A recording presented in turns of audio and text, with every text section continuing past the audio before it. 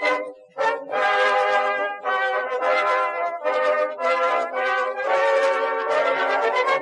kids, good morning, namaste. Today we are dealing with the subject English and the topic is strokes. Already we have gone through the topic strokes in nursery. Today we have to recap it once again. And the first stroke is standing line. If we draw a line from top to bottom, it is called as standing line. As it is straight line, it is called as standing line. Okay? Open your course book. And here you see term 1 and open the page number 5. Yes, here it is 5. What is this? It is standing line. Here the dots are there. Take your pencil. Join these lines slowly and neatly.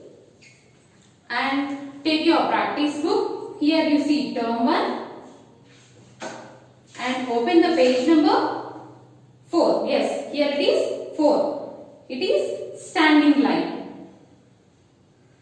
Take your pencil, trace these lines slowly and neatly. With the help of your parents, write here date and day. Which day today? Friday, and the date is 12/6/2020.